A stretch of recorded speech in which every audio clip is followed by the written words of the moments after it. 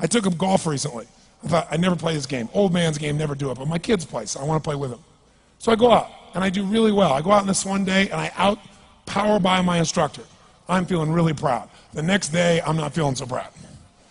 I keep putting the ball in the water again. I'm so frustrated. Put down another one. Put down another one. I don't care. I don't care what my score is. Let's do it. And finally, I was getting frustrated. He's going things like, ain't it a bitch? This is golf. And I'm going, bull. I said, you're a terrible instructor.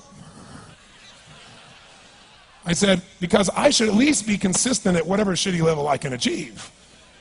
I said, I know I'm not Tiger Woods, but I should be able to be consistent, and you're just telling me it's difficult. Telling me it's difficult is not helping. Tell me what to do. He said, well, actually, you're only a little bit off. I said, could have fooled me.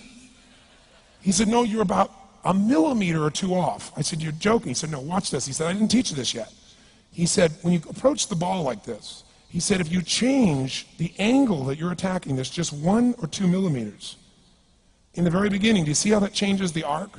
This one, instead of being on the green, by 1 millimeter, now you're in the water. 1 millimeter over here, you're in the sand. He said, and also you're hitting the ground by 1 millimeter sometimes. You're not stroking it, just 1 millimeter. I thought, what a great belief system that when all hell's breaking loose and nothing's working, that you're only 1 millimeter off. Because most people think it's impossible, so they give up. Isn't that true? And in real life, it's true. So 2 days later, I'm going to see one of my clients. I do a lot of coaching, and I have a man who's the top plastic surgeon in the world. He's going through some tough times in aspects of his life. But this is a guy that gets paid by Sultan of Brunei $1 million to fly over and do 3 people's faces. He is the #1 plastic surgeon in the world. He can make anyone who's ugly look spectacularly beautiful. He showed me pictures of a woman who's 84 years old. He made her look 40 and gorgeous, no exaggeration. But you know what? I'm waiting for him in his office, and he's still in surgery. So he's got a new book he's creating to teach other surgeons around the world. And I'm going through, and it's got pictures of, the top 100 supposedly most beautiful women in the world's faces. And then men. I wasn't paying attention to that one. I just kept turning the pages, right? But I noticed something. He's got all these measurements. And he has mathematically calculated what it takes to make someone look gorgeous, man or woman. And it's a few millimeters. Interesting. For example, on a woman, the distance between the top part of your lip and your nose, this little distance, the measurement of that, if you're beautiful, gorgeous, is the same size as your eye. If it's 1 millimeter more, you have an average face. If it's 2 millimeters more, you are butt ugly. Okay. The difference between butt ugly and gorgeous is 2 millimeters.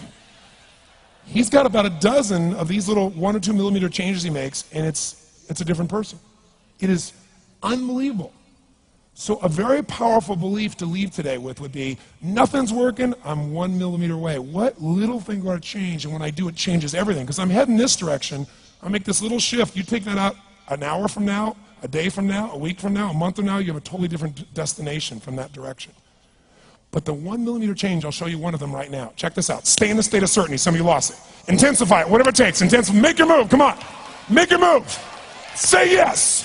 Say yes. Say yes. Say yes. Now feel that in your body. Don't let go of it. Now watch. Here's the difference between being certain and being uncertain. Did you see that? Certain, uncertain. See if you can find that little spot between the two, where you drop just a little bit of your chest, and you feel it drop, and come back up, and drop it.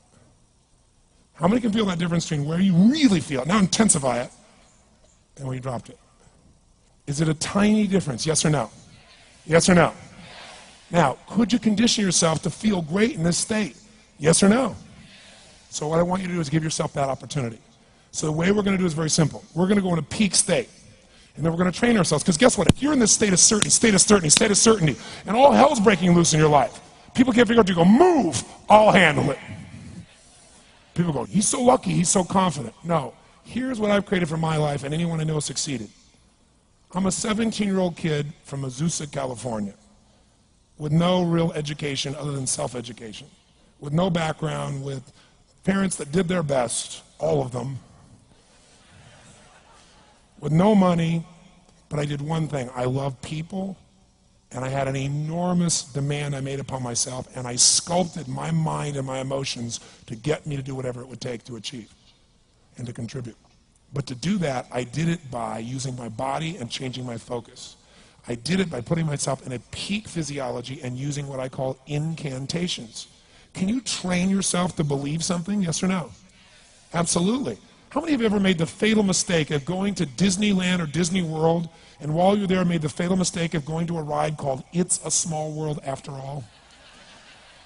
What happens for about a week after you're out of that damn place? You're still singing this thing in your head in 24 languages, right? Well, let me tell you something. How many of you have things when you want to go achieve them and this part of your voice goes, oh, it's not going to happen, or forget it? How many got a voice that sometimes interrupts that good pattern? Say I. And what you want to do is train a new one. So starting when I was 17, I started doing incantations, not affirmations. Affirmation, you go, I'm happy, I'm happy, I'm happy, I'm happy, I'm happy. What's the problem? You haven't changed your what? Your what? Physiology. If you don't change your physiology, you won't get anything. So an incantation is not only you speak it, but you embody what you're saying with all the intensity you can. And you do it with enough repetitions that it sticks in your head. Like It's a Small World, now the conversation in your head is always the same and it gives you what you want. So you use your body and your voice. So 17 years ago I started doing things. I was working for Jim Rohn, this speaker, and I was 17 years old. I had long hair, minestrone soup, acne on my face. And I was trying to call on Bear Stearns type of people and convince them why they should go to this man's seminar and be more successful.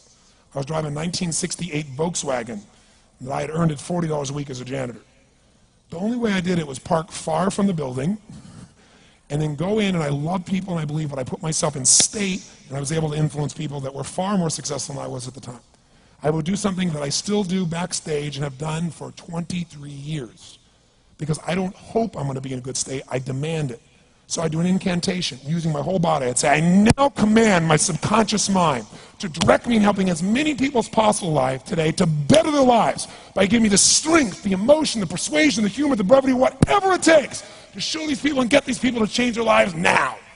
And I would do that literally driving in my Volkswagen to a meeting in LA on the freeway for 40 minutes. People are looking at me, I'm screaming at the top of my lungs.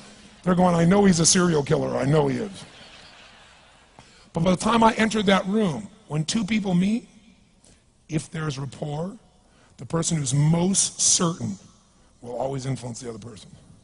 And I was totally certain, and they were trying to get revved up to certainty. Do you agree with this, yes or no? I do another one because I was poor. I changed my mindset. I kept doing things, but I never got beyond it.